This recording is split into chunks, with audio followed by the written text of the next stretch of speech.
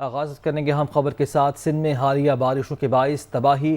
سندھ حکومت نے متاثرہ 9 اضلاع کو آفت زدہ قرار دے دیا ہے۔ متاثرہ اضلاع میں ٹھٹھہ، جامشورو، دادو، بدین، قمبر اور شہداد کوٹ بھی شامل ہیں۔ اس کے ساتھ ساتھ نوشہر و فیروز، خیرپور، مٹیاری، سنگر کو بھی آفت زدہ قرار دیا گیا ہے اور باقاعدہ طور پر اس کا نوٹیفیکیشن بھی جاری کر دیا گیا ہے، جبکہ دوسری جانب محکمہ موسمیات کا یہ بتانا ہے کہ مانسون بارشوں کا سلسلہ جاری رہ سکتا ہے۔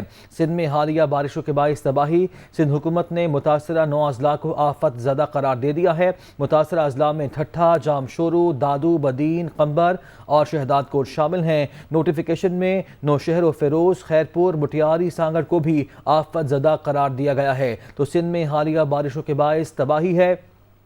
سندھ حکومت نے متاثرہ 9 اضلاع کو آفت زدہ قرار دے دیا ہے۔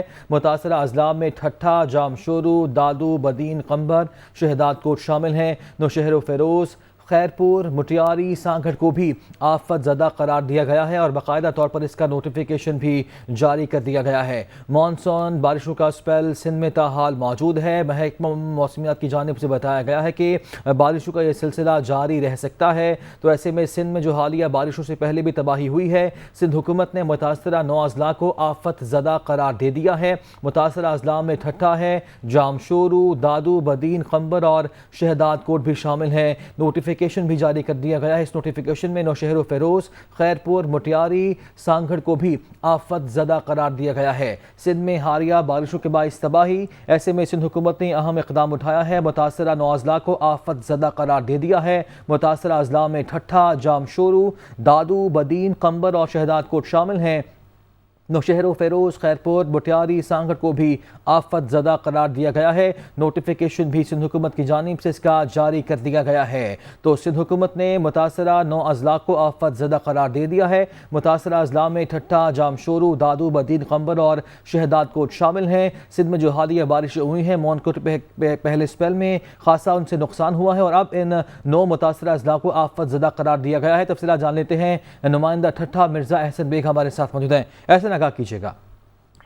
جی ہاں، یہ حالیہ جو ایک ہفتے سے برسات ہو رہی ہے، اس سے تمام زمینی راستے منتقل ہو گئے ہیں اور سیم نالیوں کے ابلنے سے تمام جو آس پاس کے گاؤں ہیں اس میں پانی داخل ہو گیا ہے۔